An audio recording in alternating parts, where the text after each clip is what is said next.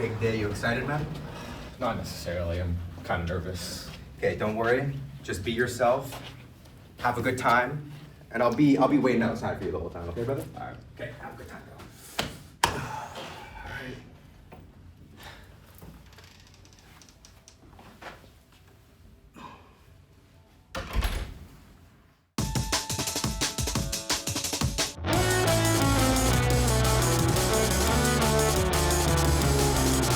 It kind of smells like poppin' bees. What's poppin' bees? What poppin' bees? Welcome back to Beersos.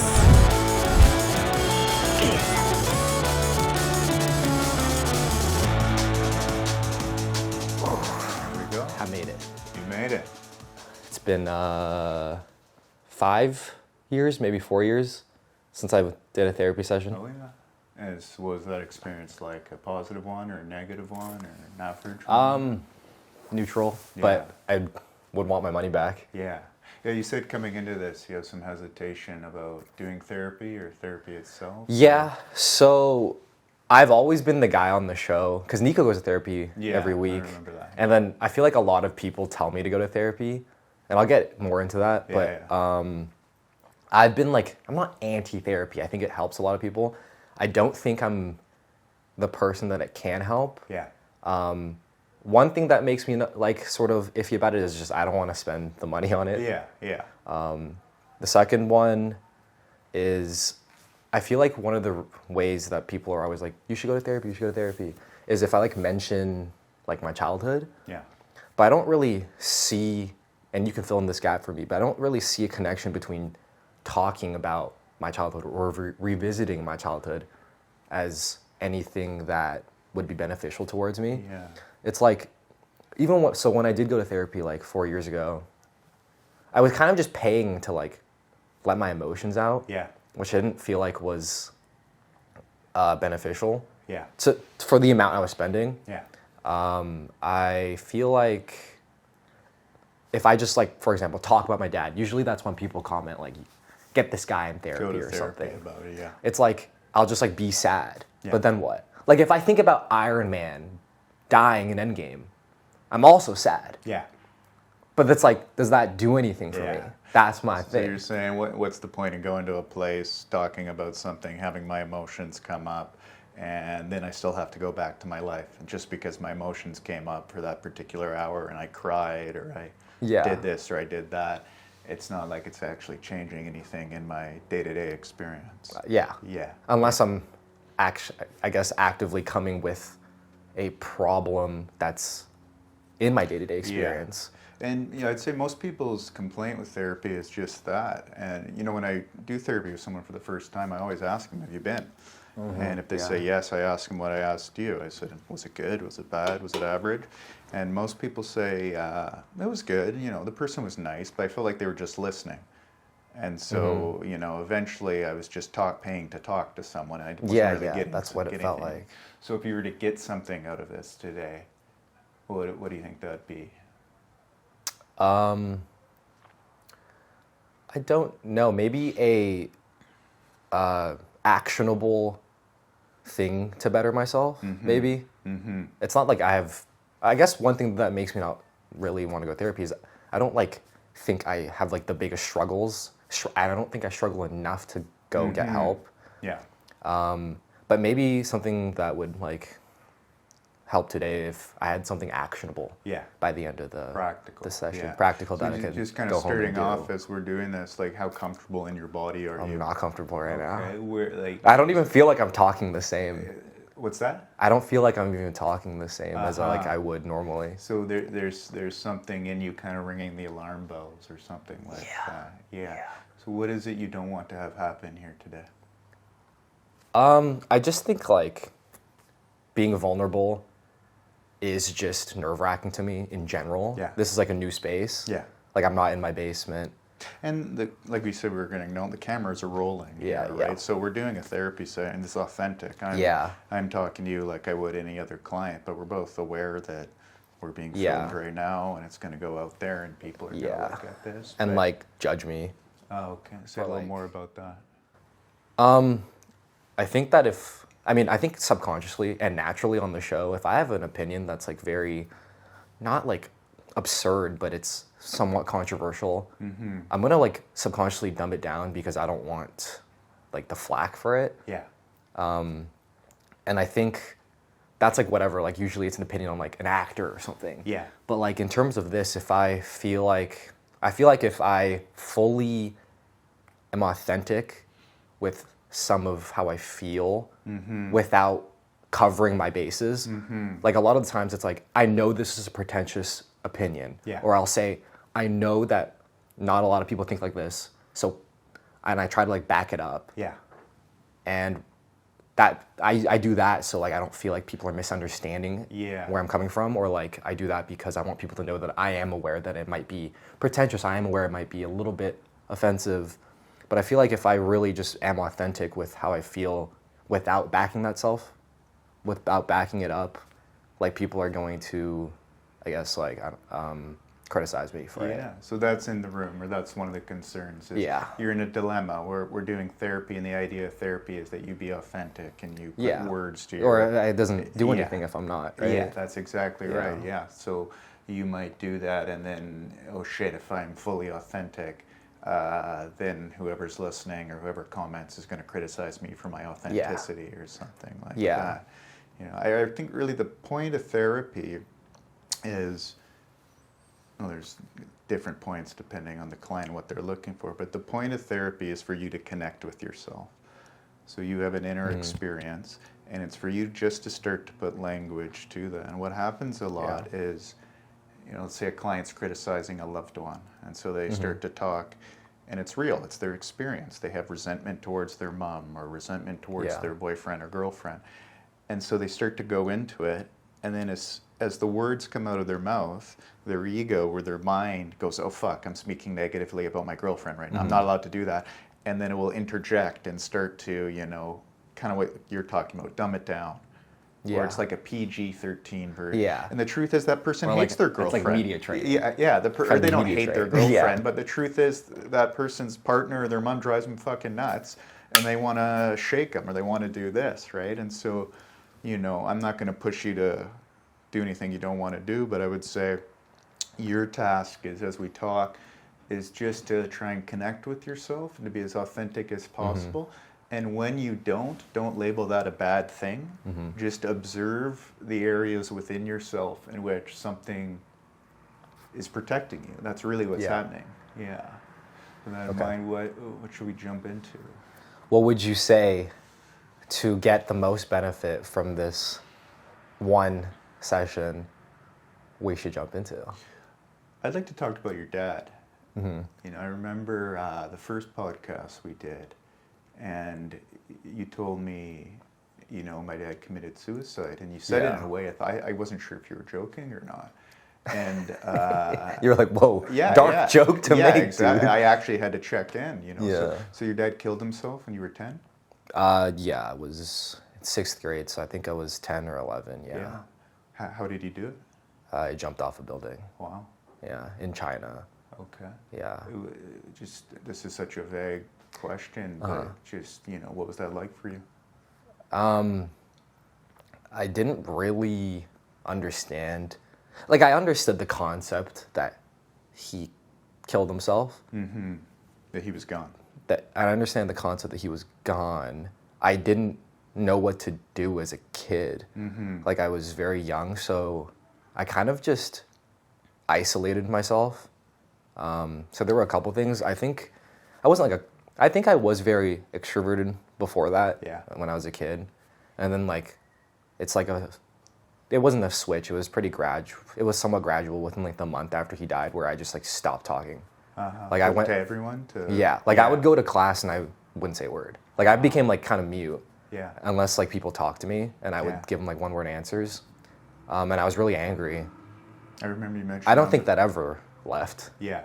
Me at all. So it happened, and what you can remember is that in the wake of that happening, you shut down. Yeah. You isolated.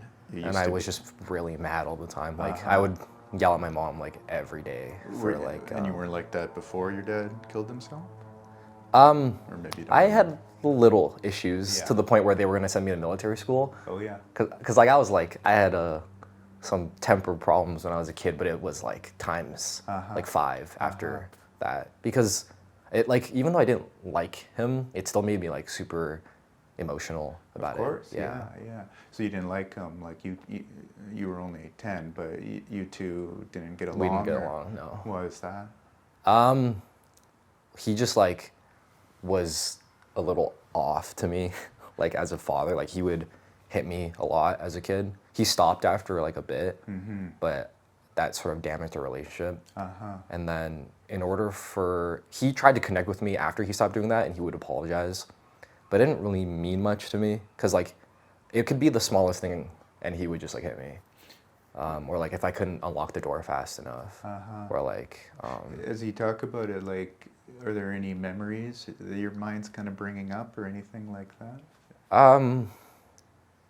Yeah. And just notice right there, you could feel that, Yeah, right? And let me know if we're. No, this is okay. This is yeah, good. But this is good. really, what's happening is we're just pointing your attention to places within yourself that don't usually get paid attention to. Yeah. And so that's the alarm bell again, right? Yeah. Like if I was at home and I thought about it, best know I'm opening Spotify and I'm putting like a happy song on, or I'm putting like Modern Family on. Yeah. I would never. Something light. I would never put myself in this position by myself. Yeah. Yeah. What I'm curious, what caused you to do this, or motivated you to kind of put yourself in this position? It's a very vulnerable place to be in. Like 50% just to switch things up. Yeah. For the show. Yeah. I think also 50% because it's interesting. Like I logically know that I push down emotions, and I think it's fun for me to smoke weed sometimes, because when I do, I actually feel a lot more emotions. So that's like a little stepping stone. It's like a little pregame for me. Well, Larry, who you had on the show, I was talking to him the other day, and he told me, he said, when I get stoned, I know what I want. Yo, Larry and I are the same. Yeah, I thought that was so interesting. So for him, there's something about being stoned that kind of clears the defense mechanisms or the illusions and kind of connects him to his reality. You know? You talked about pushing down your emotions, and earlier I asked you a question about a memory or something like that, and we both noticed your throat kind of gulped. There was all of a sudden there was some phlegm or something. Yeah, that's right. So the body, you're not pushing down emotions in those moments, right? The body, you're not doing anything. The body's just reacting. Yeah. Kind of just go back and let your mind and see if you can bring up a memory. It doesn't even have to be about getting hit. It can be just whatever your mind in this moment kind of recalls. So I remember when the opening the lock thing is something I remember, where he was trying to teach me how to like open a door with a key, which is not like objectively hard or anything, but I was like also 7, so maybe it is for a 7-year-old. And when I couldn't do it, there were so many instances like this where he would just get like really upset at me. He'd lose his shit. Yeah, and then I would get like either hit or like he would like yell at me. It was that. There was a lot of times. Usually it was like a math thing. Like he was very stereotypical. Yeah. Like I was really good. I was like a prodigy at one point, because he would like try to get me to do all these math questions. But if I like didn't understand a concept fast enough, like it was raps for me. You didn't want to be a prodigy, it sounds like. Or... Not really. Yeah. I don't know. I just wanted to. I didn't not want to learn, but I knew that when like Sunday came up and I had to do the questions he gave me, like there was a chance that I would just get like hit. Were you afraid of him? I don't really remember, but like probably. Yeah. Yeah. You remember just that he was off or that the relationship wasn't there, but yeah. So do you remember, in these moments where he'd hit you or he'd lash out, do you remember what that 10-year-old boy how you'd respond? Would you go to your room and hide? Would you get anxious? Would you get sad? Would you get angry? I would just like cry. Like every time he did it, I cried. And then I don't really remember what I would do. What's happening for you right now, just in your body or your mind, as we're kind of talking about this? I just feel like emotional about it. What sort of emotion? Like sad. Yeah. Yeah. Like, I don't know. I just feel like when I think about myself as a kid, I feel sad. I remember, it might have been the first podcast we did. You told me a story. You were out for dinner with your girlfriend, and your mom brought up a picture of you as a kid, and your girlfriend wanted to see it. Yeah. I hate looking at pictures of me as a kid because I just feel really upset by it. And so something similar is happening right now. Yeah. Maybe we can just kind of hang out in this moment. You don't need to talk, and I don't need to talk. Yeah, I don't know. I just feel like when I think of myself, it's not like about my dad necessarily. It's more like when I don't know, I just feel bad for like myself as a kid. You know, sometimes, this is going to sound a little weird, but sometimes I dream of being 9 or 10 or back in elementary school. And when I dream, I literally feel 9. It's hard to put into language, but it's it's like it's not visual. It's not a visual dream. It's my body remembers what it's like to be 1997, and then I wake up and I go back into my 36-year-old life, and I can feel myself kind of leaving 9-year-old me behind. Yeah. And I think you're connecting to that 10-year-old boy you once were right now. Yeah. You've talked about it in the past, but it's been kind of abstract or factual. This happened, this happened. Yeah, this but I happened. don't. I say them as facts. I Yeah. don't say them as like anything emotional. Like I know these things happened in history. Yes. This is a fact. Yeah. But I never really like let myself honestly really feel that. Yeah. Or anything. And you let yourself feel it right now. You came in and you said, I pushed down my emotions and I'm not comfortable with vulnerability. We've been talking for probably 10 minutes. And something in you connected with that and you let that happen. Yeah. I tried to be as open as I could possibly be today. Yeah.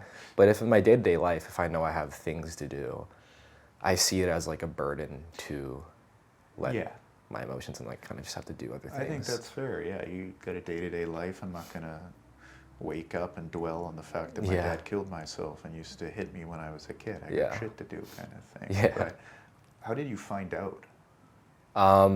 So every day I would go home and I would like sit on my laptop and I would like play games. And how I used to be connected with my dad was because he was in China, we had Skype. But like I would always ignore his calls and stuff because I didn't like him. But one day my mom was like home and I remember just like her being upstairs and like crying. And like my Mandarin's not the best, so there are like conversations that I just can't make out. But what I could make out from the conversation and her crying was that like she was trying really hard to get in contact with my dad. And I was like confused. So I didn't, that's not what I'm thinking, that he passed away. No. But then my mom came downstairs and was asking me to call my dad on Skype. I was like, oh, he's online, I'll call him. Called him a bunch. He didn't pick up. And then throughout like a couple hours, my mom was talking to like, I think a police officer on the phone. I could hear it. And I could make out with the little Mandarin I had that like he had died. What do you remember about that? So there's a moment in which she's on the phone and you clue in, you all of a sudden, if I understand you correctly, you're saying, and now I know that my dad is dead. It happened just like that. Yeah, I remember just telling my friend that on Skype that I think that was what happened, but I didn't like, I was like kind of chill about it at that point because I could have been wrong, like Yeah. But my mom was clearly upset by something, and I think after a certain point, my mom still hadn't come to me, and I think I started like being somewhat emotional, and then when my mom did finally come to me, and like she told me that he like passed away. She didn't tell me how at that point yet. She just enters the room and just says, "Dad's passed away," like that? Well, she was like crying. Yeah. And I think it's hard to remember. But I had pieced it together that he jumped off the building by myself, like just hearing the conversation. And then I remember me just like telling my friend, like, because I usually walk with my friend to school. I told him on Skype, like, oh, I wouldn't make it. And then I remember when my mom told me that, I remember this one thing. I was like, oh, I want to die too, or something. And then like she like hugged me. Wow. Yeah. That's what you said. Yeah. Why do you think you said that? Because that was like, I've never really felt that bad in my life at that point before. That was the lowest moment. That was like, yeah, like in terms of emotions, like, yeah, like I had never felt that distraught, I remember. Yeah. It's interesting, you know, because you told me at the start kind of how you went into yourself and became very isolated or something like that. So in that moment, it's kind of like, I want to die too, or it's something unbearable for a 10-year-old, obviously. Yeah. And then your response is to kind of, just keep kind of going with that. Just, I know it's not pleasant to rehash, but just kind of, just let your mind kind of bring up whatever memories. I just remember then like my mom called a couple of friends. I didn't go to school the next day. And like, I kind of just lost all aspects of myself. Like I kind of only wanted to go, I had like a lot of friends on the internet after that, because I didn't have friends in real life anymore, because I kind of just stopped talking. Like I was, and I would just like go on the internet, I would just like fucking be a little degenerate. I remember, you mentioned something like that, but yeah. And then after that, my mom and I just like, I never wanted to talk to her either. So there was like moments that she would try to reach out, and I would never like accept it, because I didn't blame her or anything. I just didn't want to deal with that. I didn't want to like be around anybody else. You didn't want anyone to kind of enter your world or something. Yeah, like that. I just wanted to be by myself and do the things I wanted to do, which was like go online. And then I would just, after that, I would get like really mad at my mom for like a long time. Do you and your mom have a good relationship? It's not bad, but we don't talk. Yeah. Like my mom lives in Washington now. Oh, okay. But back like when you were a kid, when you said me and my dad, we didn't have a good relationship. You hit me. Were you and your mom? Yeah, we were all right. Like she wasn't like the most loving, but in terms of like an Asian parent, we were fine. Like I got along with her. Like we would go to like the mall and like we would like eat dinner together and stuff. And so did something switch when your dad killed himself afterwards, would you say, or was that just kind of a natural? It was after my dad killed himself. Like I just like I don't know why, it was just I hated her so much. Like it made me, and I don't remember blaming her at all. I just like I just like all of a sudden had so much anger already. So then I guess I just put it on to her, and then if we would ever go anywhere, like I was just gonna like yell at her. Yeah. That's interesting. You're saying I don't blame her, right? That even back then you didn't blame her? I don't remember. Yeah. So I don't blame her, but I had hatred for her. So you can remember this very strong kind of like if she like tried to talk to me if I was on my computer, like I would like I needed her to leave. I just like felt like she was infringing on my space like super hard all the time. How's this conversation going for you so far?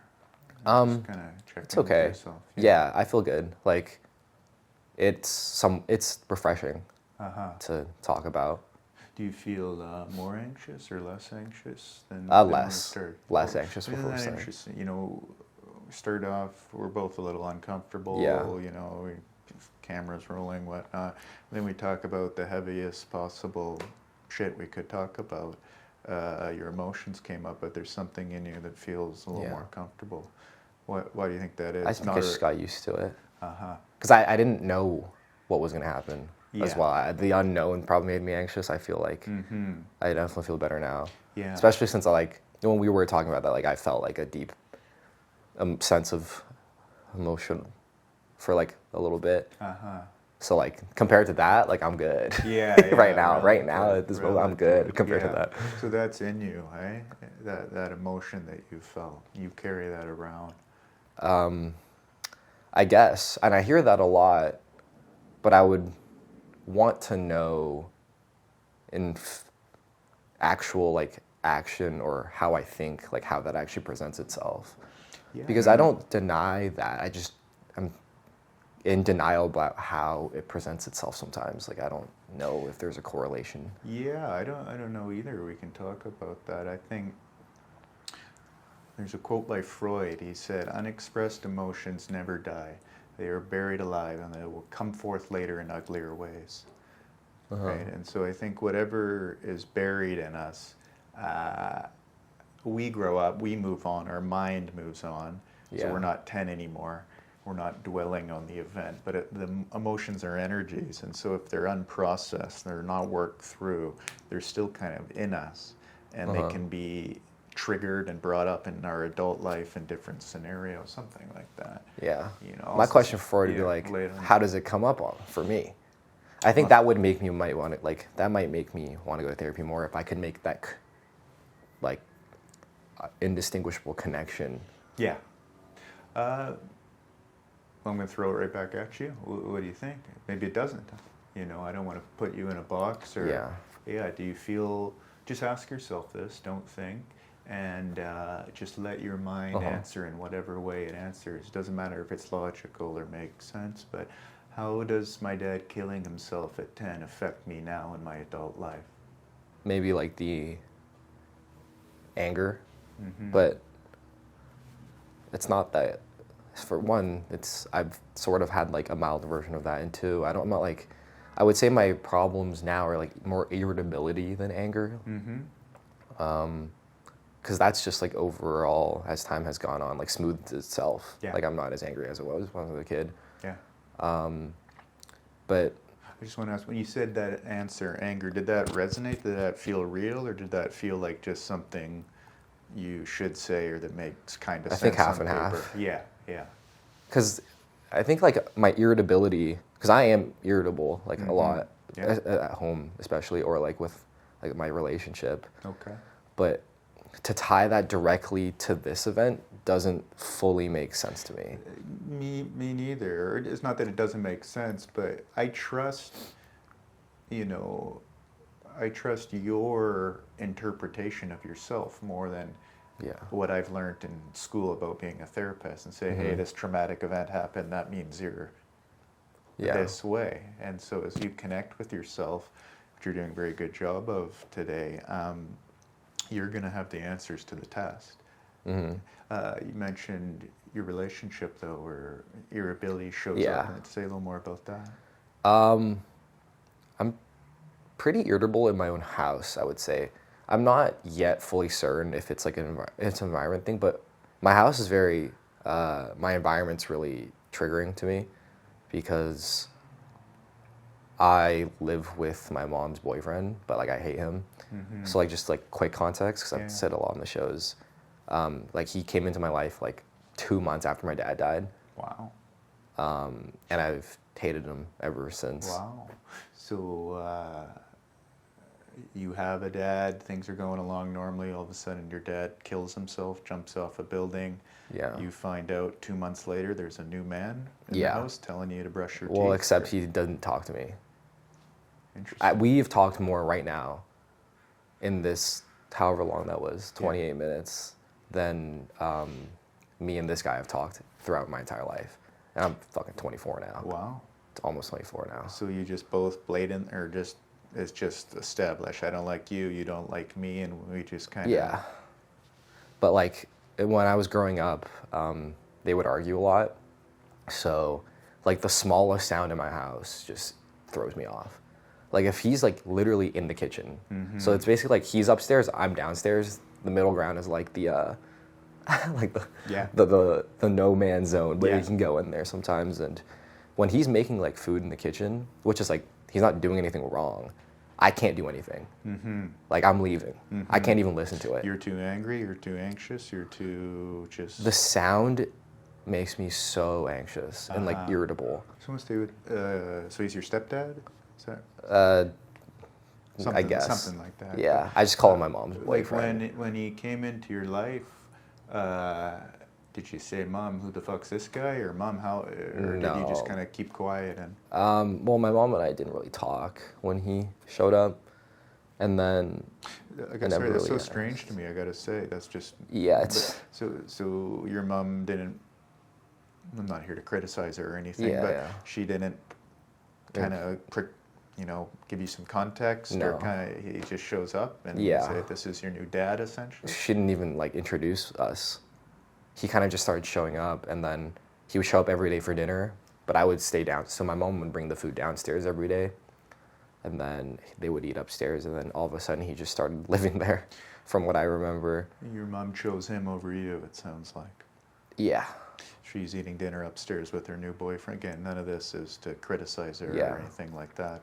It's just I'm trying to map the experience. So Yeah. you're isolating, and I think when kids isolate, what they really want. I'll give you an example. This is I have a memory of this.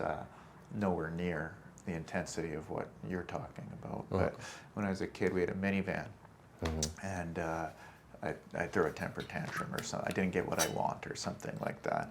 And so my sisters and my mom and dad, they'd go into the house, and I'd stay in the back like this. Yeah. And I'd say, I'm not getting out. And they'd go, okay, And my mom would come out, and she said, are you ready to get out? And I'd say, no. And she'd say, okay. And then she'd come, and I'd stay there. And she'd come in. Eventually, I'd go in. The whole time I was back there, what I really wanted was for her to come out. Yeah. And I'd reject her a couple times. I'd say, go back, I'm not ready. What Yeah, I really yeah. want is Mom to come in and make me feel okay. Yeah. Right? So imagine this young boy whose dad's just killed himself, and he's isolating himself to protect himself. Yeah. And he's pushing his mom away. I'm sure what he really wants, don't let me tell you, but is for Mom to help him the hell out. Or Maybe. Mom, yeah. I don't know. Yeah, but anyway, Probably, that would've- she delivers you food and then goes upstairs with. Yeah. Uh-huh. I remember, like, I think when I was like 16, she would like invite me to eat upstairs more. This is like 5 years after so like that's Yeah. a long time still. And then I would go upstairs from like 16 till I was like 20, and I would eat dinner, and we wouldn't say a single thing. I would just eat it, and I would go downstairs again. But I just, throughout that like 11 to 20, I had grown. I would sleep like this every night. Why is that? Because they would always like be loud. Oh, I see. And even if they weren't arguing, it got to the point where I couldn't hear them speak to each other. Yeah. Because it sounds like, when you like hear someone arguing from like, and it goes through the walls. Yeah. Like I hate that. Yeah. Like if I lived in an apartment and I heard people through the walls, that would fucking throw me off. Yeah. I imagine it's not even the arguing. That's probably part of it, but it's probably just this man. I don't know who the fuck this guy is, and he does not belong in my house. Yeah. This is not my dad. I don't want him here. Yeah. So any movement he makes, any sound he makes. It was like so Yeah. frustrating. Like I would sleep like with my fingers in my ears, like all throughout high school. And like, and now I can't tolerate like a noise in my house. So like in my house, I'm like so irritable. So then when my girlfriend does come and she stays at my house, like it's like, I feel like I'm just like putting out fires the whole Yeah. time. I think it's pretty incredible you've managed to, I think this is a compliment, Yeah. cultivate a loving relationship. Yeah. Yeah. I mean, this The odds were against me? yeah, that's exactly what I'm saying. Yeah. You're telling me some pretty heavy stuff, and usually when I work with someone, we can use the word trauma. Some people don't like that word, but trauma No, just means that's true. Trauma means wound. Yeah. Trauma is a wound, and you're telling me about a very traumatic childhood, and usually people when that's the case for someone, they really where that wound shows up is in their love life. Yeah, yeah. And you two have been dating for 2 quite a while. years. Yeah. I think she's very understanding. I definitely have like things that come up that I was very, that wouldn't come up with anybody else. Oh yeah. So like, What did you mean by that? I have things that come up with her that wouldn't come up with. I think else. I'm just like extra triggered, I guess, around her than like any like friend, obviously. And like, I guess one thing is I don't like when I feel like I am not autonomous in a sense. I don't like when somebody relies on me. It's really upsetting. That's interesting. I don't like when someone relies on me. What is it? I'm not saying that's good or bad or right or wrong, but just trying to get curious about that. What is it about someone relying on you that's upsetting or difficult? Sometimes it just feels like a stack full of dishes in the sink. That's why I even like, if you notice, I never text anybody. I did notice that. I never text. I did notice that in our group chat I'm sure. with you and Nico. Everybody always says, yeah. oh, like, I thought you hated me at the start because you never text. I never text. Yeah. Because to me, that feels like somewhat of reliance. Like, and like, that is a struggle of my relationship, is obviously you have to be there for your partner. But sometimes I'm very dismissive about it. Mm-hmm. I'm dismissive if I feel like it's irrational. Mm-hmm. Because, I mean, again, not all problems have to be rational, but if I feel like it's an irrational sort of emotion that my girlfriend is feeling, I'm just like, dude. Yeah, get over it or lock in. Yeah. And I feel like that's definitely, Yeah. I mean, it's not good. I'm very... You know, this sounds a bit cliche, but I think in therapy, it's, again, going back to authentic, Rich, you're doing an incredible job of being authentic, Thank by you. the way. It's not about what's good and bad or right or wrong. It's about what's real, because when you connect with what's real, you'll inevitably find the right path, if that makes sense at all. So we don't have to spend time, you know, criticizing yourself about things you do and whether they're good or bad. But I just want to go back. So there's a great metaphor or image. It's like dishes in the sink. You're in a dilemma. I want love, I want to connect, but I don't want someone to count on me or depend on me or rely on me or something like that. So you find yourself in love, in a loving relationship, but that also involves this human being relying on you to some extent. Yeah. And so what do you do with that? I mean, in my relationship, I just try to show up. I just try to listen. But it's like very taxing for me, I feel like. Even like in any relationship, I hate, sometimes I hate showing up. When you say show up, what does that mean? Like whether that be physically, like showing up to hang out or I don't know. Yeah. When somebody has a problem, like listening to them. Yeah. Because Keep in going. my head, it's just like I'm just trying to do my own thing. Uh-huh. I feel like the dishes in the sink thing is actually like a fire analogy. Because that's how I feel like a lot. Like if I wake up in the morning and people text me, I'm like, fuck. Yeah. Yeah. So the dishes in the sink, let's stay with the relationship. Is that anxiety? Is that anger again? What is that? It's like a fuck. Uh-huh. Like, I gotta do this now. Uh-huh.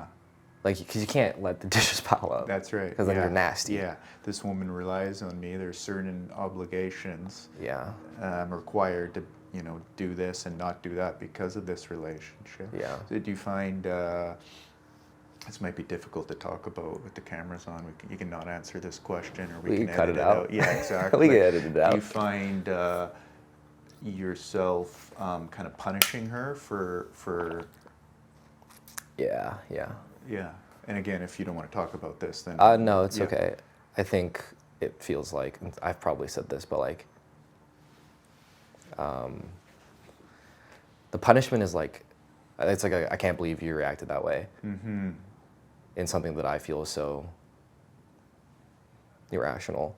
Or like it comes in the form of me saying, like, I don't know, how could you be that insecure, or how could you be that this way? You can, you know, as we're talking right now, sometimes we get to these places in therapy, and the language isn't that articulate, and that's not a criticism. That's actually a good place to be, right? Like, because Because that means it's unmapped. That means not much thought or attention has been Yeah. given. It's emotional. We're acting it out, but we don't understand it that well. So Yeah. when a client comes into therapy and they just start talking, and they don't stop talking, they use beautiful language and they're very descriptive. It's like, yo, you wrote this script That's before. exactly right. That's exactly right. What they're doing is they've hit play on a tape recorder, and it sounds like therapy, but not much within the human organism is really happening. But when a client goes to a place and I say, "Do you ever punish your girlfriend?" and you go, "Yeah," and you start to think of examples, and the words kind of stumble out of your mouth. What you're really doing is giving your attention to something that's not fully understood. Yeah. So Yeah. just keep going with. I'm particularly interested in this. Okay. I'll just go on a quick little rant. I think being in love makes us so vulnerable. Yeah. And that's why I think a lot of people, kind of have situationships or a lot of casual sex or just kind of have these kind of half-hearted, romantic situations. It protects them from actually committing and from actually having to be vulnerable. But when we love someone, we attach to them. So you rely, or your girlfriend relies on her, but you rely on her too. We'll see. Maybe not. I could be wrong about that, right? But so when we're in a relationship, we give the other person a lot of power, and that power might be, you have the ability just to piss me off. Yeah. That's a form of power, right? And so something in us wants love, but we also kind of resist it at the same time. And I'm very interested in the ways in which people pursue love, but also kind of the dark side of it, in which they kind of protect themselves against it or reject it, or so that's kind of what we're talking about here, I think. I guess I love my girlfriend. I don't doubt it, yeah. But I don't know, it's for the reliance thing. It's like I don't go to anybody for anything. And I sort of, since it's an unreasonable expectation, but since I feel like I do that, it's a huge burden when I have to show up for her emotionally. Why do you think you don't rely on anyone? Why? Doesn't feel like a conscious decision, really. I kind of just, what would I gain from it? Like, I don't know. I don't see what I would gain from it. I mean, a lot of the times it's just I don't have anything for people to help me with. But it seems to be, and correct me if I'm wrong, it seems to be kind of like a flag you've planted. It might be a good flag, it might be an honorable flag. I don't know if it's kind of a flag you've planted. It's kind of like an identity almost. I don't rely on people or something like that. Yeah, I feel pretty good about it. Yeah. Like honestly, Yeah. I feel like pretty good about it. Yeah. Like I'm very I'm self-sufficient. just curious about it. I'm not trying to persuade Yeah. you to rely on people or anything like that. That's a lie. I have an agenda. Let me tell you what my agenda is. I think, not an agenda, but I just have thoughts going on in my mind. Here's a theory. When I'm born, there are two people who are supposed to love me and that I automatically attach to. And one of them jumped off a building. And then 2 months later, the other one brought in some other guy and didn't really seem to give a shit about whether I cared or not. And so what does that teach a young boy? That teaches a young boy you can't rely on anyone. The people who love you, the people you attach to, will let you down, will leave. If you attach to someone, you end up getting hurt. If you rely on someone, you end up getting hurt. Now, maybe that doesn't resonate with you, but I've worked with a lot of people, that's kind of the path they've gone down. So I don't know if it's necessarily that I'll get hurt, but it just, I feel like I don't need to. Like, I could be doing bad and I will never, like, tell my girlfriend. Like, it just won't happen. I'll just figure it out. Yeah.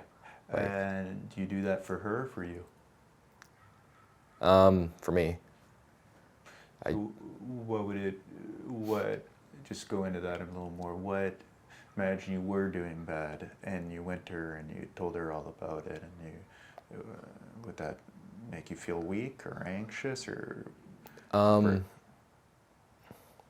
don't know.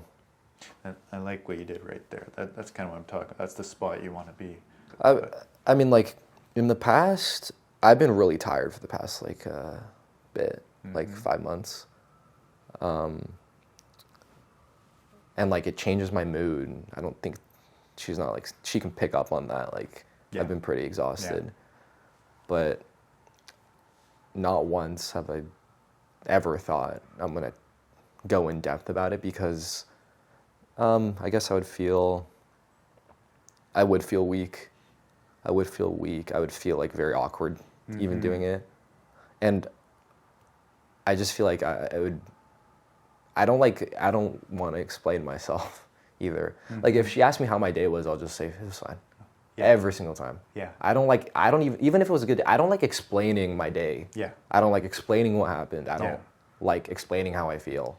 I'd rather just do something else. Yeah, I think there's kind of two things we're talking about right now. One is, which I can relate, actually both of them I can relate to, but the first one is kind of small talk or kind of, how was your day? Oh, let me, spend 15 minutes telling Yeah. you about every little thing that happened. I don't like that. The other is you saying, if I'm feeling bad or if I'm struggling, I don't want to tell my girlfriend about it, or I don't do that. That's not a thing I do. I think those two are kind of two separate things. And then the second one, when we explored it a bit, you said something about feeling weak, or if I, kind of what you're doing now, not that you're being weak right now, but you're kind of really going into it right now. So if I were to do something like this with my girlfriend, she'd see me as weak, or... I don't know. Okay, here, I'll say this. Like a week and a half ago, I cried for like 2 hours. I haven't told anybody that. I was planning on it. Thank you for Like you're the telling me. first guy. Yeah, thank you. And I guess I don't know. I'm so tired. And that happened. You just broke down, or the system just flooded. Yeah. Yeah. And that was it. And there was, I don't know. It didn't cross my conscience that I had to tell somebody that because like I don't see the point. I don't really see the point. What was the point in telling me? Maybe to tell you how I feel. Yeah. Well, I think, and I want to stay with that, but I think you're connecting with yourself today, right? I think that was, Larry told me this, my mentor. He said, everyone wants to be seen and everyone wants to be invisible. So we're a paradox, right? And so I think you came into this session and there was anxiety. Oh shit, I'm being vulnerable. I'm doing a therapy session. People are going to see it, sort of thing.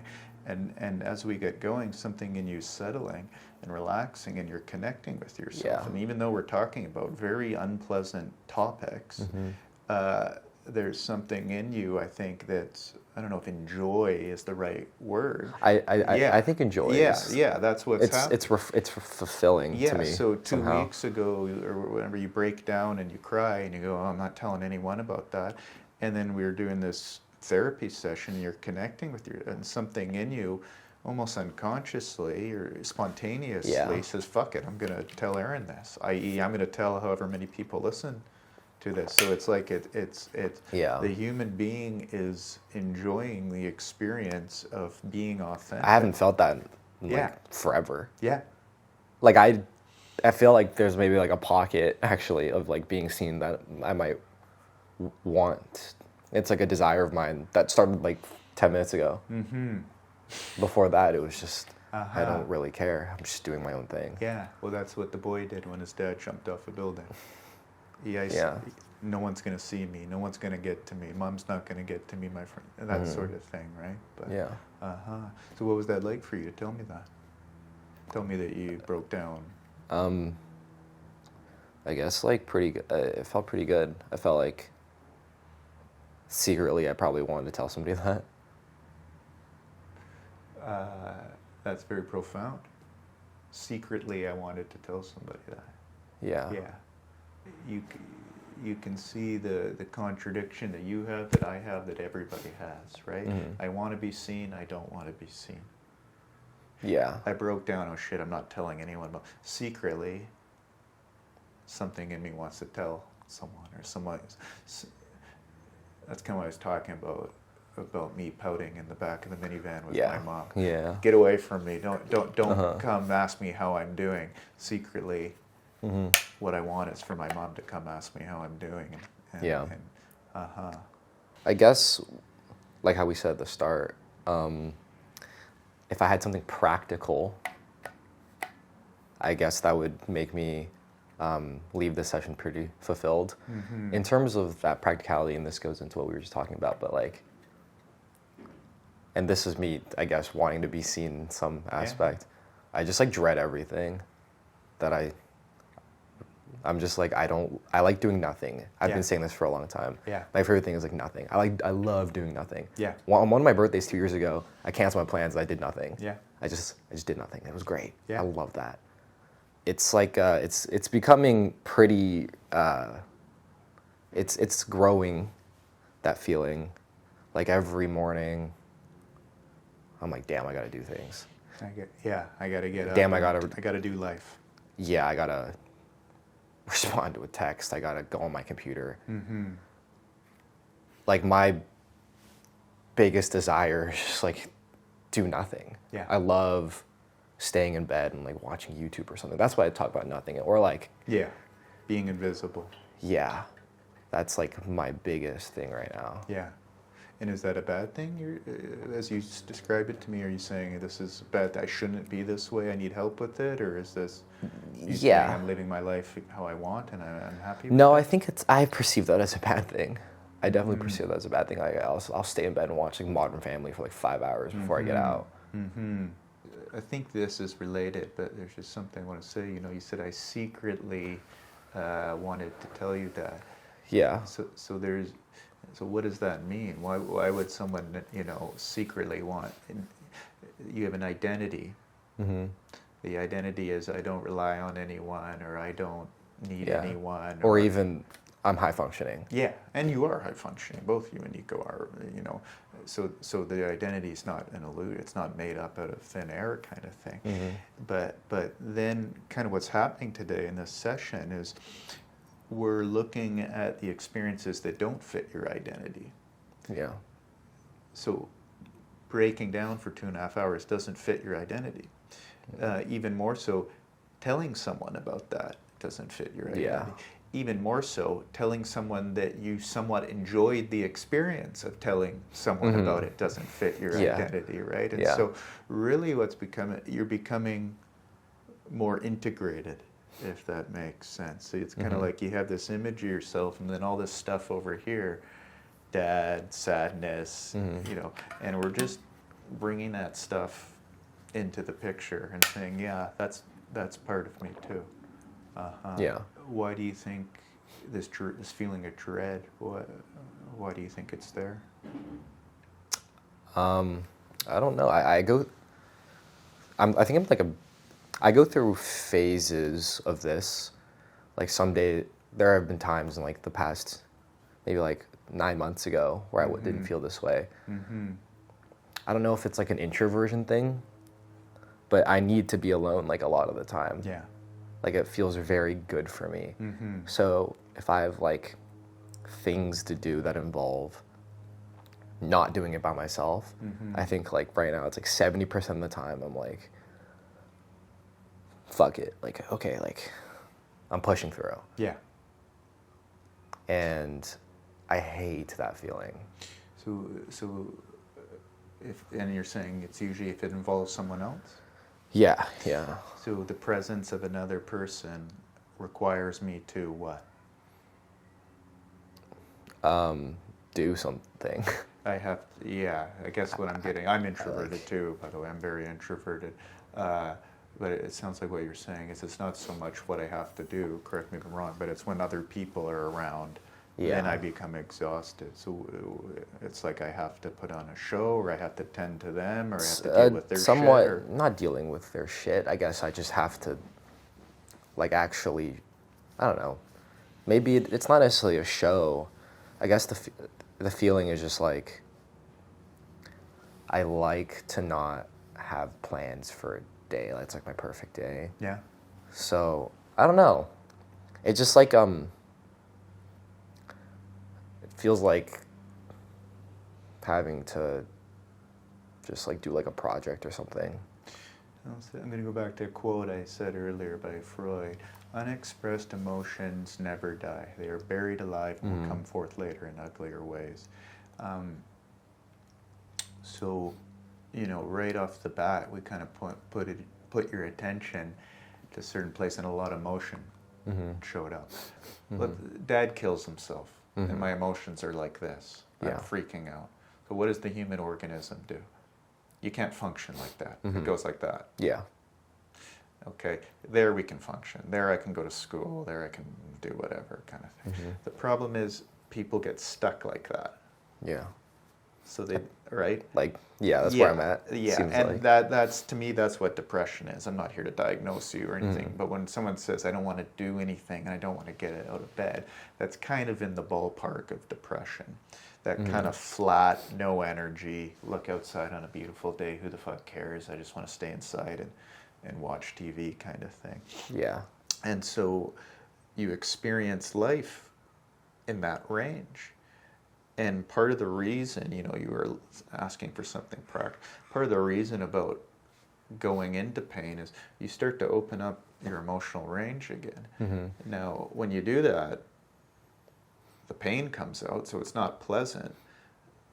But you also get your vitality back. I can't guarantee it happens just like that, but so when people bury too much emotion, they become flat and apathetic. That's what it feels like a lot of the time. Like, I've described this before, so I'm going to say this how I used to describe it.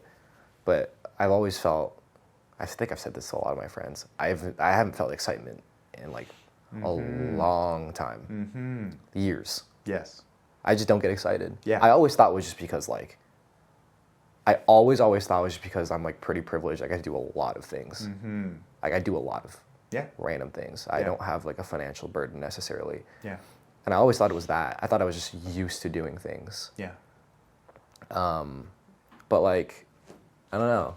I feel like if you put a random mind, you pick a random person, put them in my life, they would enjoy it significantly more than me. Yeah, so you're noticing that you're kind of limited in your ability to enjoy or connect to what's going on in your life or the people in it or something like that. And it seemed like right there you gained a new perspective. Yeah. You were saying, I thought I was just because of I do a lot or whatever, but there's a new angle. I always thought everything became boring because I did so much. But like looking back, I don't do shit right now anyway. I don't do anything. The correlation between the things you were doing with your finger, which I've, that never really struck my mind. I always just thought that I was just like this. Like it's my personality. It's part of my personality to not be like a pessimist necessarily, but it's part of my personality to just be dull. I have a 2-year-old niece, and when I hang out with her, it's incredible to watch her because she's not self-conscious, or she is somewhat. She knows her name. She knows these, but she'll dance around. Yeah. And she's completely authentic.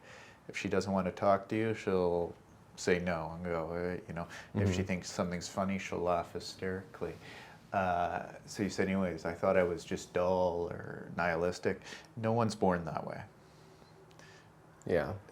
Right? We're born as a spontaneous feeling being, and then life wounds us. And we develop ways to protect ourselves. Yeah. And then I think a lot of people go, "Oh, I'm this way," this is just my nature. This is just how I think we have a nature. Like I said, I'm an introvert. You seem to be an introvert as well. But I think we're talking about something different here. Yeah. And I'd never made that. Yeah. I didn't think it was that deep. I was the dude that was like, it's not that deep. If I read it on the internet, like I don't Reddit or something, I'd be like, shut up, what the fuck? Well, It's what's not cool real. about therapy, and I'm not trying to sell you on therapy, is the difference between what happened here today and reading on the internet is the somatic piece, right? Yeah. So it resonated with you. It's not a cliche, or it's not some random text. Yeah, on a like live, screen. laugh, love. Yeah, yeah. Whatever. You've connected to yourself, and your body's reacting, and so the feelings that are coming up behind the words are matching, Yeah. and you're going, oh shit, there's something there. But you know, there's a therapist I listen to, and he deals with grief, and he has a line. He says, "The greater the grief, the greater the joy." And so, usually, how people respond to something tragic is by shutting down. That's what you did. Yeah. And when we shut down, we get stuck like that. I've already made this point, but he says the grief is terrible and awful and overwhelming, but when you're grieving, your emotional range is as wide and as big as it's ever going to be, you know. And so that's a bit of a broken record here, but that's kind of the reason in which you go into your emotions, or you get in touch with your pain, is not to just sit there and cry or to feel sorry for yourself, but is because it actually wakes the human being up. Yeah, otherwise you just kind of live life on autopilot. Yeah. 4 out of 10, 5 out of 10. That's kind of Yeah. what I feel like has been a large part of my experience in my Yeah. 20s. And then just notice the difference about your experience here today, because it's been, you know, you cried and you've got anxious and uncomfortable, and it's kind Yeah. of all over the place. But overall, it seems like something in you is. I feel pretty good. Like I'm gonna walk. Maybe I walk outside and I'm There like, you go. Go whoa, look at a tree and enjoy Tree. nature or something. the sun's like out. that. I wanted to ask you, why do you think your dad killed himself? I think he was really depressed. I think, okay, well, my theory was always he was like neurodivergent. He was very. My example that I always back this up was this dude went to a public pool and forgot to put his swim shorts on, and he walked outside. Naked? Yeah. Oh, okay. Yeah, yeah. Not Like- in like a creepy way, like he just. What? Oh fuck! I didn't even think that was a possibility. Sorry to put. I don't know. No, I he would just hope actually not. forgot. I think he was just like, just forgot. Yeah. And he was very like he couldn't keep a job type guy. He was an oddball. He was weird, Yeah. and I feel like he didn't really know how to handle it, especially he like with Chinese, I guess, perspective to mental health. And I think he was really, really depressed. He had a lot of anger issues. And obviously, Yeah. he was very angry. He was very irritable. It felt like he didn't really know how to do things. Like one time he was trying to teach me like independence. So we went on like the C bus and it was like packed. And he told me to go on the opposite side of the C bus. And I was like 6. And then he lost me and freaked out. Oh yeah. I just felt like he was probably really depressed. He didn't know how to handle it. I remember he... I can't help myself. Sorry to interrupt. I Yeah. want to keep going, but so a 6-year-old's dad loses him on the C bus. What does a 6-year-old possibly learn from that? You can't rely on anyone, or don't rely on anyone. Yeah, maybe. Anyways, go ahead. I remember. He would send me like videos on Skype, because that was like the thing at Yeah, the time, yeah. and he would like be crying, and this was like every like couple days he would send me one. He was like crying, so he was very. I don't think he could handle it because he had to move back to China because, I guess, well, like my parents got divorced and he decided to move back, and I just think that was his like breaking point for him probably. But he would send you videos of him crying, of him. Yeah, What would like, they like him just? like I miss you and I'm really sorry, because he knows. I think he wasn't dumb. He knew he fucked up, and that's why he was in the position he was in. Oh yeah, and then also he had lost a lot of money previously as well. Oh yeah. So I think all of those things added together was probably where he had enough. What's it like for you to talk about this aspect of it? We've talked a lot about your dad, but in particular, kind of why you think he did it. And just, I think the why seems a lot like just me spitting like facts. Yeah, yeah, yeah. So he was kind of hard done by. He couldn't figure life out, or he couldn't. Yeah, he was. I think so. Do you ever dream about him? Sometimes, maybe like once, like every couple months. Yeah. But the dreams are like kind of random. They're not Tell me one. like If you he's in like a UFO or something. Oh, yeah, Like it's yeah. not like Yeah. anything where that like makes me really upset. But he's sometimes there. I don't really. It's hard to tell. How do It's hard to you remember. feel towards him just at this point in your life, like looking back, thinking about the man he was, what the decision he made to take his own life? You might have 20 different feelings. I'm not really emotionally tied to that. Like, I'm emotionally tied to how I felt as a kid. Mm-hmm. But the concept of, like, I know a lot of people are like, why, how could he leave me? Or I guess, like, how could, I wish I had, like, a father in my life and stuff like that. That's not something I ever think. Like, that gap is honestly what I preferred at the time.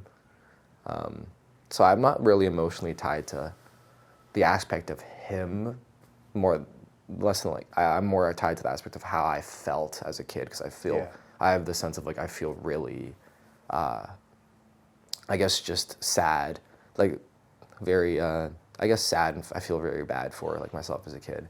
But in terms of like, I don't really have emotional ties to him actually ending his life. Yeah, and you've mentioned sadness a few times, and I remember this from the first podcast, but we started off talking about your anger, and I think I told you this the first podcast, but a lot of times anger is a secondary emotion, and so anger comes in to protect us from a more difficult emotion to deal with. And because it's a lot easier to be angry than it is to be sad about your dad killing himself. And so the symptom is anger. I was an angry kid, I'm an angry adult, I get upset, I get irritated. But the deeper we go, or the more nuanced we go into your experience, what we keep finding is sadness. And I'm just kind of curious what you think of that, or what you're going to do with that. Maybe you already knew that, but No, that makes sense. I think my anger now is more like irritability. So I like put myself in positions that are like the least stressful as possible, and like that's part of the reasons why I like doing nothing, because there's no stress to do nothing. If I like have like 3 things that I'm like focusing on, I'm just gonna get stressed. Yeah. And if I get stressed, I get irritable, because I get irritable really easily. So I just try to do the least things as possible every day. Well, that's an incredible insight, because it's you started, I don't want to do anything, I do nothing kind of thing. Well, why is a 24-year-old man with friends and a girlfriend and all this potential, why does that guy want to do nothing? What I hear you saying is the human being is organizing his life in a way to minimize the amount of stress, because if I get stressed, X will happen, or if I get stressed, I will be flooded, or if I get stressed, I might break down and cry like I did the other day, kind of thing. And so, I would just say my tolerance is very low to it. Like, all I need to do is hear a noise, then my cat knocks over my mouse, and my internet freezes. Yeah. And then my girlfriend asks me a question that I can't answer. Boom, I'm cooked. It might not seem like a direct path, but I think the way to deal with irritability and low tolerance to stress has nothing to do with irritability. It's about the emotions underneath. I think stress and generalized anxiety and being hyper irritable are symptoms of a lot of, like a dam. Yeah. A lot of like emotion. A build-up. Yeah. And then so those things are the things that just kind of pop up on the surface. And what you said you broke down and cried for 2.5 hours the other day. Like, what led to that? I've been really exhausted. Like, I just feel like that's not my sleep. I sleep all the time. I sleep great. I'm like the best sleeper. I just feel so exhausted still, like, not physically, like mentally. Just like keeping up with things. Like, I think my tolerance is really low. Yeah. We just did, last month we went to LA. Yeah. And that was very exhausting for me. And then after that I went to Florida from LA, because that's where my girlfriend lives. Oh, yeah. And then I had a 6-day break where I prepped everything for the Korea and Japan trip. Yeah. And none of the, like, the Japan and Korea trip wasn't calming for me. It was like, go, go, go. We were filming videos there too. Yeah. And like when I got back, I was so fucking done. Like there was just too many things for me. Plus, like I have to, you know, keep track of like the social media, and I'm very tied to how many views I get. Well, it also, you know, the way you're describing your adult life is the opposite of the way that 10-year-old boy responded to your dad dying, right? And so I think there's a part of you that's learned to isolate.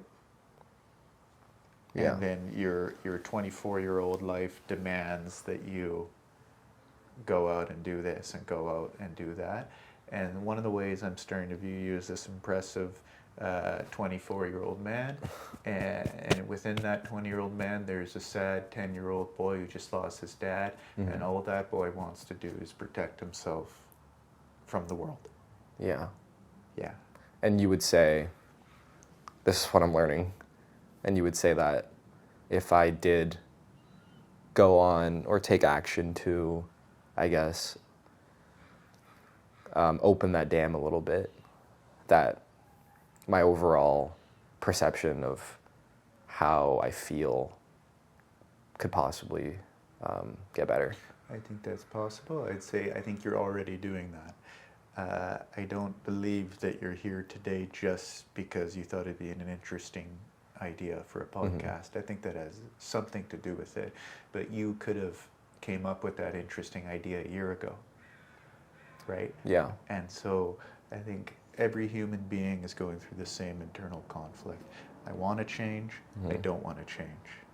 Yeah. And so let's say there's a strong force within you that doesn't want to change, and this other force that does want to change. Whatever change means to you, whether that's opening up more, getting more in touch with your emotions, having more empathy for your girlfriend, being more social, whatever, that force in you is starting to wake up. I don't know if it's won yet, or I don't know if it's tipped the scales, Yeah. but it's starting to wake up. And I think that's part of what today is. It is convenient that it will make an interesting podcast. Yeah, And it is a great of course. idea. But again, you could have done this with me. Why now? Right? And so I think that's your unconscious putting itself in a situation to open up, because like you said, I want to be seen. I also don't want to be seen, but I want to be seen. I didn't know I wanted to be seen. Well, I think something in you created the conditions for you to be seen. Yeah. And so maybe you didn't consciously know it. And one more thing for me, I think the greatest desire always wins. So if the desire to protect yourself from stress, from other people, from responsibilities, Feels real good. if that desire is stronger than the desire to be seen or the desire to connect, then that's what you're going to do. And that's not good or bad or right or wrong. That's just how it is. If the desire to be authentic, to connect, to be seen, to be vulnerable is stronger than the desire to protect yourself, that's what you'll start doing. Yeah. And it's kind of going like this. 6, Again, 7. none of this is good or bad or right or wrong. This is just what I'm observing the human being in front of you. And before, I'm just thinking this now, because we've done 2 podcasts before. Yeah. I hope you don't mind me saying, I felt more connected to Nico in the first 2 podcasts.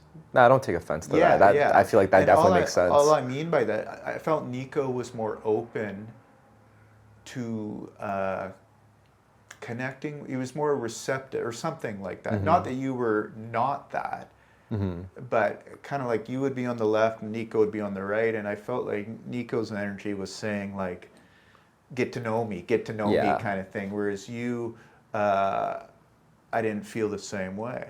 Not like you were resisting me or anything, but you were, there's like a less of openness for me to talk about. Like, it's not even to talk about, but to improve. Like, I might say something or I might complain about something about my life as a factual thing, not because I want to change it. Like, even at the same time, like, I love pushing things away. It's like the best feeling of all time. And I'm not here to convince you not to do that. But I I think you're looking to find the right balance. Yeah. That's what I think you're trying to do. And what I noticed today was you're not pushing me away.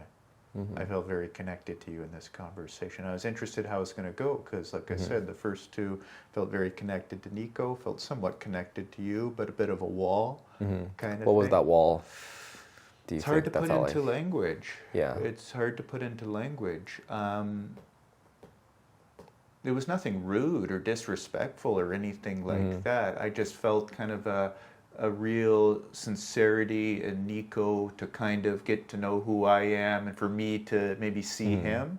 And I felt a indifference, somewhat indifference from you. It's a little too harsh. It's not. I don't think you're the only guy that thinks that way. Yeah, I don't think a lot of people. I don't think I am either. That's why I'm bringing it up, not to make it about me. And what's interesting about therapy, we're talking about a podcast, but is what the client does in their relationship outside of therapy, they'll do in their relationship with the therapist. Again, I was not your therapist. I was a podcast or on your podcast, but whatever you were just alluding to, I felt that in the first two podcasts. Again, nothing alarming or nothing, you know, it didn't make me go, who's that guy? What's the deal with that guy? But I was he's a aware of the difference Yeah. between you two. And I don't feel that today. Okay, that's good. And I don't think you forced yourself to do that. Maybe you forced yourself to come here. I think something in you is naturally opening. And I'm just interested to see how that process kind of goes along. Yeah, in your what would life. you think if you had to give me, I don't know if you give advice, not necessarily advice, but if I could improve on the things that I was, I guess, struggling with, what would you think I should do? Other than going to therapy? 'Cause I know you don't want to. I would, well, you're right, I don't like to give advice. One, I think whatever it is you truly want to do and truly need to do, you're already in the process of doing it. And so What if I go home and I'm like, all right, I'm doing nothing today? that's fine. Don't put any pressure on. I think people change naturally when the time is right, and/or when they are exhausted or desperate or miserable, if that makes sense. So if you go home, if you continue to isolate yourself completely, really how that's going to play out is you will get depressed and dull and bored, and then something in you will wake up and you'll naturally stop doing that. It's not going to be me telling you, hey, you should go for a walk. It's going to get that to change. But I'll try and give you a little more helpful of an answer. I would look at a picture of yourself at 10 years old. Ooh, Yeah. face And, that. Yeah, exactly. That'll hit. Exactly. Yeah. I would look at a picture of yourself at 10 years old, or I'd make it your screensaver People on do your that. phone. Oh my God, I've seen that trend and I was like, dude, I would I not know. survive this. Yeah. Well, the fact you would not survive it is very telling. And not to, make yourself a victim or to dwell in, or to be defined by an event that happened when you were 10, but to integrate that part of yourself into your identity. Because I think you're identified as an angry guy. And I remember in the last podcast you telling me I'm a narcissist, I'm this. I don't think that's true. I think I've dropped that a little bit. But, I think you have anger in you. I think all human beings do. I think what you've really done is pushed away that 10-year-old. And I would start facing like the repercussions of it. Yeah, and I would start to integrate that part of yourself, and to say and to support that part of yourself, and as opposed to abandoning that part of yourself like your dad did. Yeah.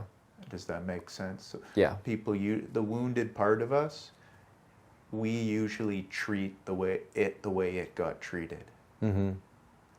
This is a bit theoretical, Like but pushing it away, sort of. Yeah. I don't really let myself feel very much.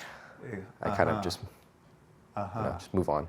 It's kind of like your mom eating dinner upstairs with Yeah. her boyfriend and you being downstairs. So Yeah. here you are living your 24-year-old life, and that 10-year-old boy, i.e. your sadness, is kind of off somewhere in your psyche alone. Yeah. And I would just start to acknowledge that that guy's in there. He's part of me.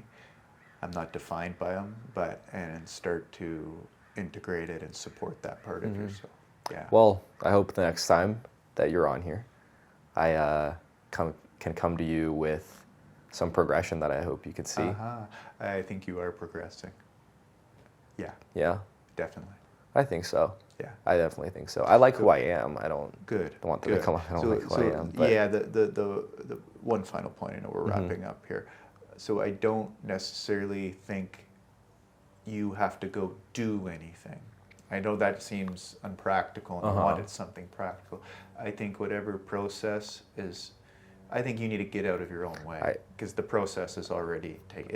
It happened before we started talking today and it's going to continue to happen. yeah, I think what I can do is, maybe it's not necessarily doing anything, but I can. There are times where I do feel emotional. I'm like, okay, I got time to do something else. If I watch like a TV show, Yes. or I'm talking to my girlfriend about something, Yeah. I'll just halt it. If I feel uncomfortable, I'm going to halt that. What I can do is not halt it. It's like I'm undoing the halt. I'm not necessarily doing anything, but I can just let it keep going. Yes. And what I love about that is that you came up with that. So it wasn't an authority figure, it wasn't a TikTok reel, it wasn't a therapist. Yeah. You came up with that on your own. And you didn't come up with it to appease me, I don't think. Something in you produced that. And I trust that more than any piece of advice I can give you. Cool. Guys, Aaron Johnstone Therapy.